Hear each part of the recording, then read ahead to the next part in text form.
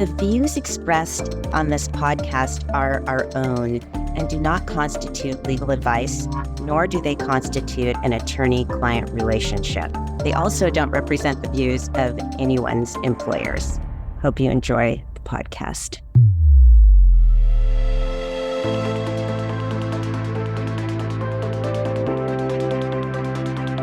Ready to future-proof your business with data and AI?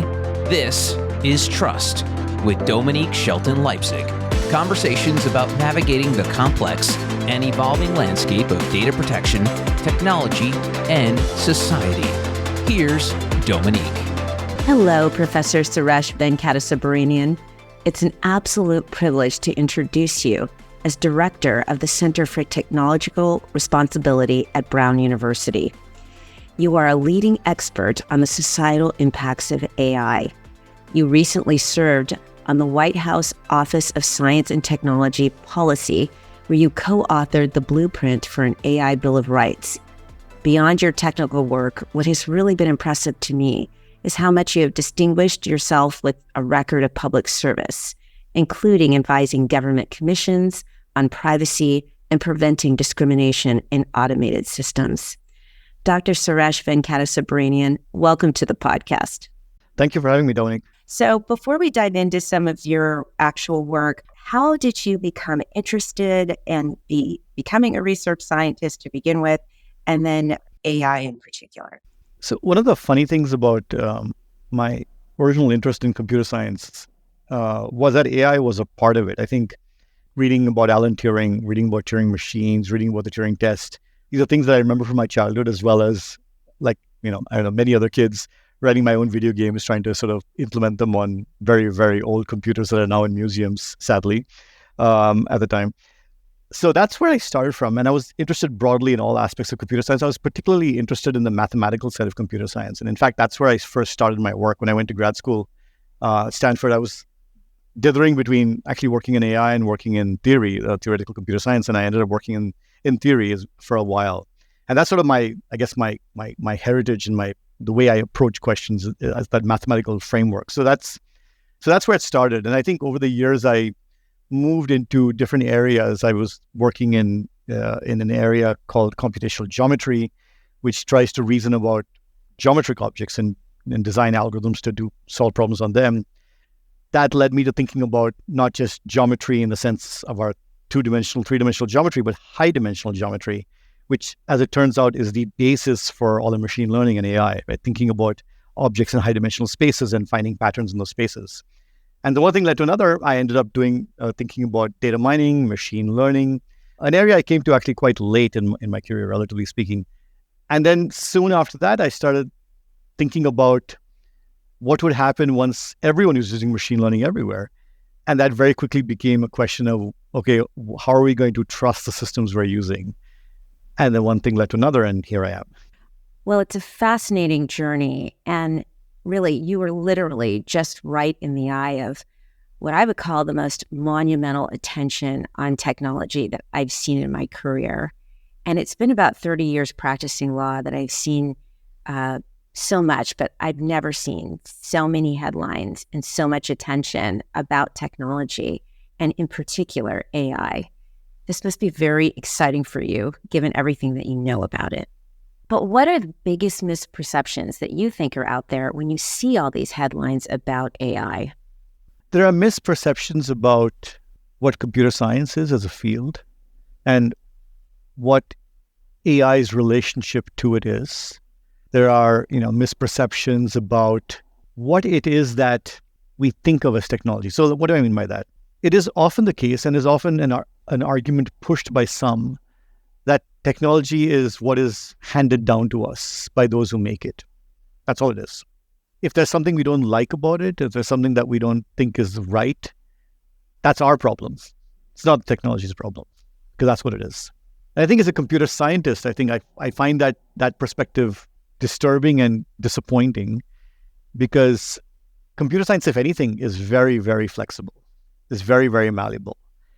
And it's directed by us to decide how we want to make tech and how we want to change the world. It's a choice. It's not something that's a fait accompli that is just given to us.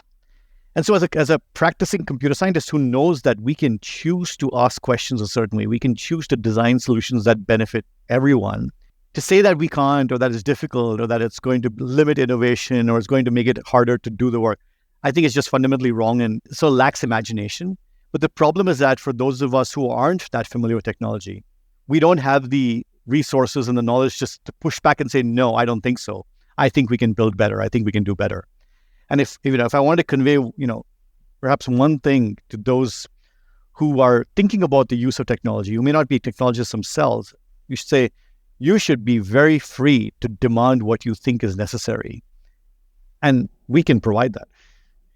We have a lot we can do with technology, and we can also say when we can't. And that's the other thing that people don't understand about computer science, that we are actually very good at saying, these are problems we can solve, and these are problems we don't know how to solve, and these are problems that are unlikely to be easy to solve. We have actually mathematical ways of classifying them. And we are comfortable in saying, okay, this is what we can do, and this is what we can't do. But we have to have the willingness to sort of expand our imagination of what we can build and not just be limited by existing frames.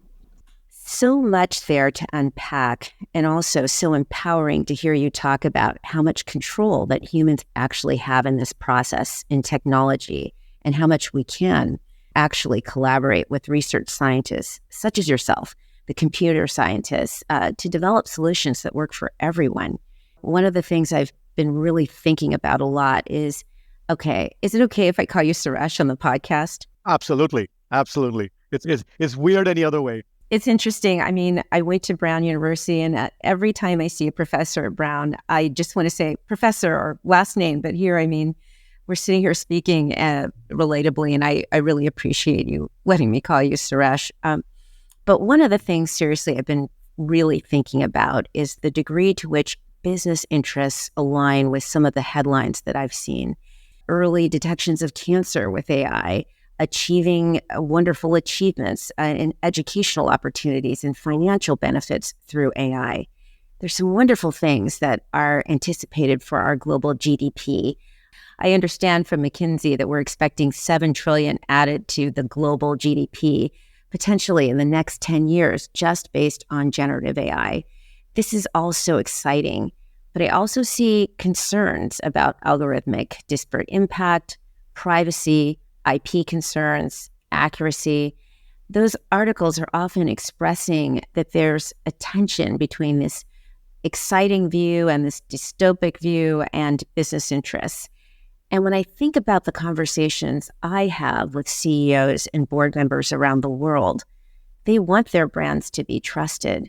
They don't want to be known for any of these bad outcomes. They want to be thinking about aspirationally what AI can do. So I see so much alignment, and I'm just curious, how are you seeing that? And do you think there's enough collaboration between the business community and the computer science community? Oh, I think there's plenty of collaboration between the business community and the computer science community. The problem is there isn't enough collaboration between the business community, the computer science community, and the people who are actually impacted by this. That's the problem. And what do I mean by that? So if you think of the sort of economic business incentives to build quality products, right? You have a product, you want to make it a good product, so more people will buy your product. You want to differentiate your product and give it features that people want compared to, say, other competitors. And that's the incentive. There's a direct relationship you have with the people who are using your product and who pay for it.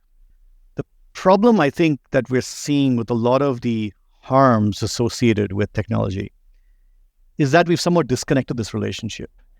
That businesses are providing products to clients who pay for those products and use them.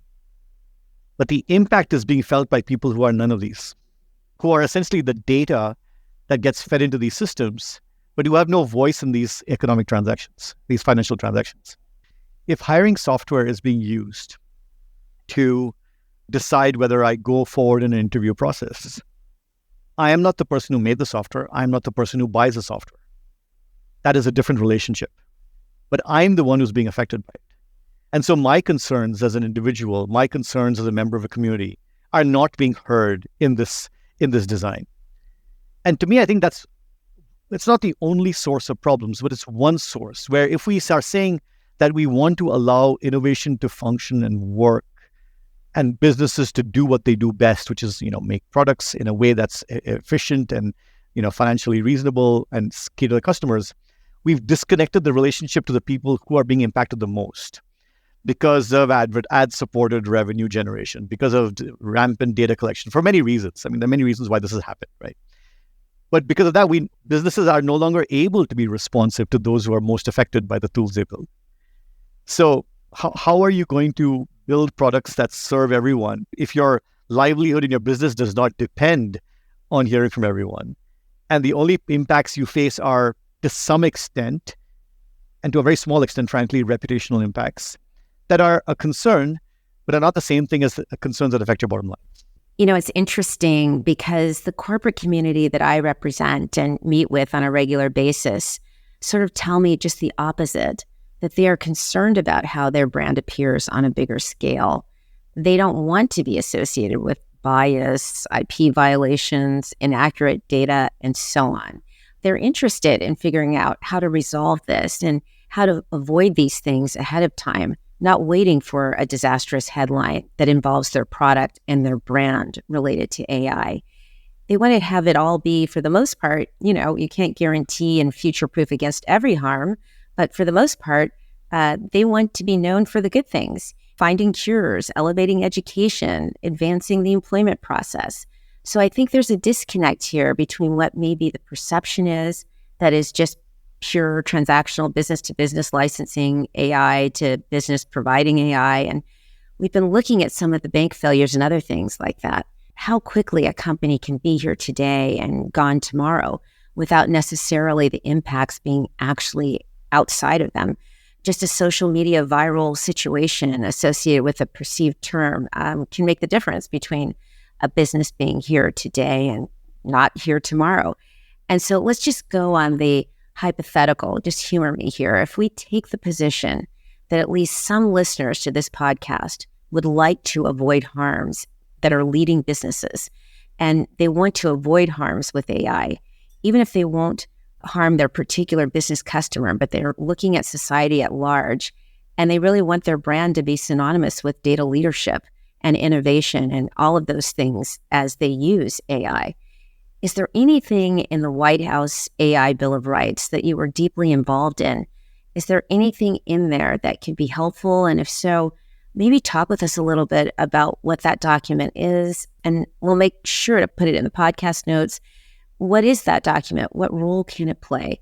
And if there was a CEO or board member listening and was interested in cracking it open, what would they find? So I think that's a very good point. And I would answer it in two ways. I think there are at least two things that speak directly to the desire of the folks listening on to really have a trustworthy brand that actually does, as you say, all the good things. Number one, I would say, is trust is a relationship, and building a relationship with those systems are impacting means that you're open and transparent and clear about what you're doing. You're able to acknowledge when things don't work, and you're able to make course corrections and adapt when you do so. So that's one thing. The second part of this, I think, is a recognition. Especially in AI, it's more true than ever that the road to hell is paved with good intentions.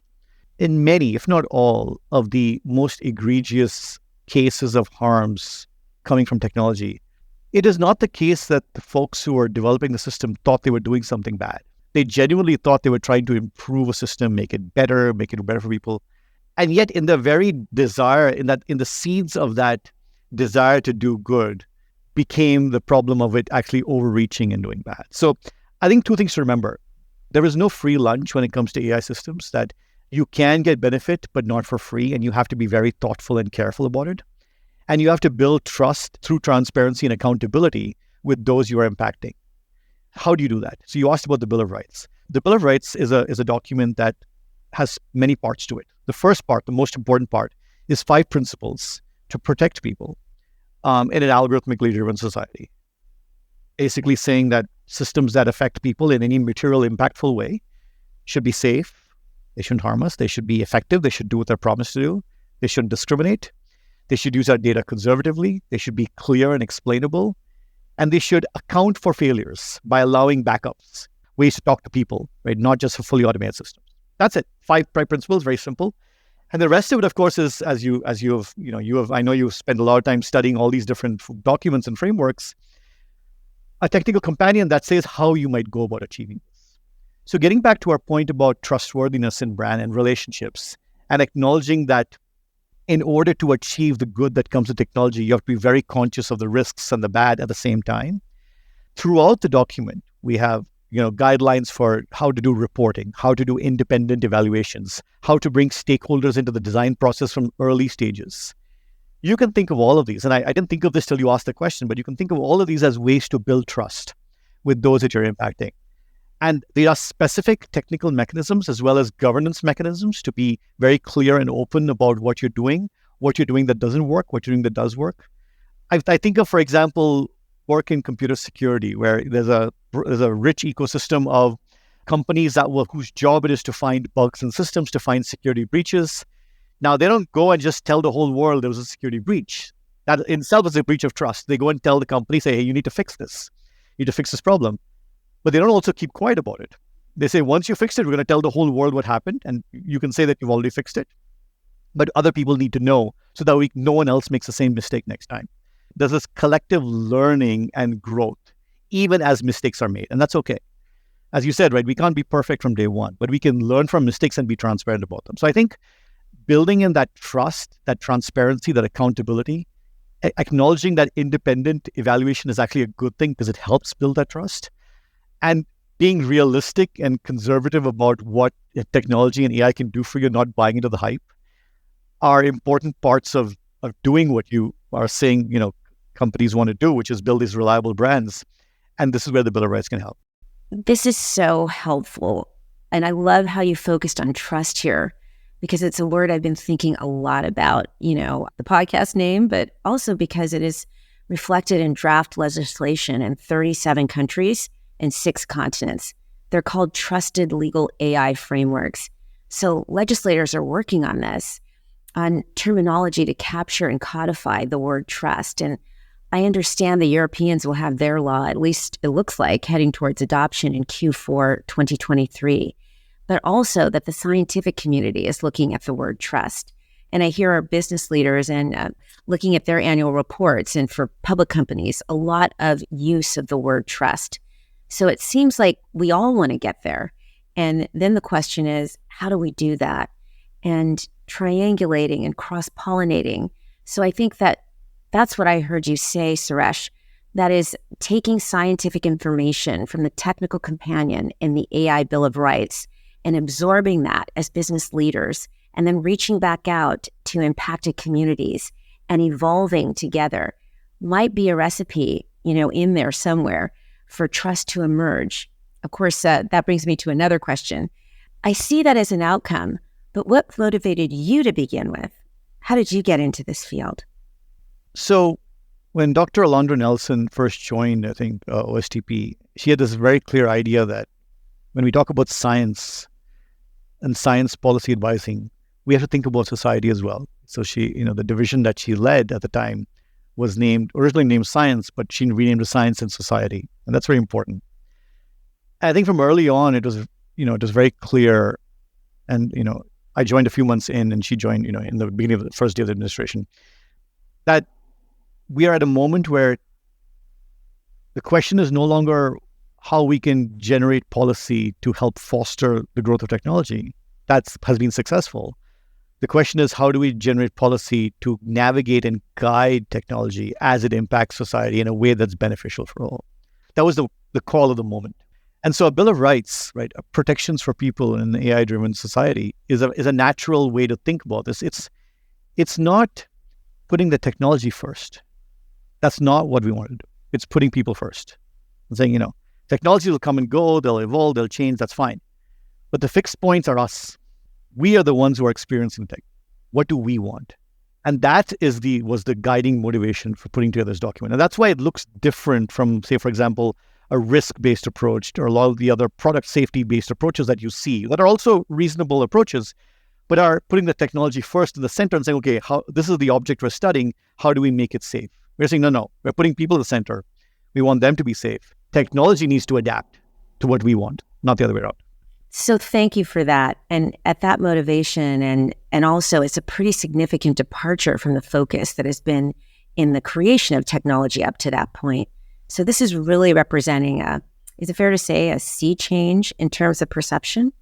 I wouldn't say that necessarily. I would say to me, it just felt like a natural evolution of our thinking. Now, there was a point in time when we were just beginning to start playing with technology and just start understanding what we could do with it. That was perhaps not the time to, maybe it was, I don't know. I definitely wasn't, and I'm sure others were though. Maybe it was the time to think about the impacts on society right then, and maybe we should have, especially with social media. But it was still early on. Unfortunately, I think we started seeing a lot of the harms play out, and it became ever and ever more increasingly sort of pressing for us to do something about it. So it's not so much a sea change, but maybe perhaps late recognition that things are already happening and we need to do something. Okay, Suresh, we need to take a break, but we are going to continue this conversation in part 2, and I'm looking forward to getting down into the nitty-gritty about how to operationalize the technical parts of AI. This is why it sort of bothers me a little bit when people claim that building trustworthy systems is against innovation. It is in fact innovation. It is the right definition of innovation, coming up with cool new ideas to build systems that we can trust and rely on that do a good job for everyone. This has been Trust with Dominique Shelton Leipzig.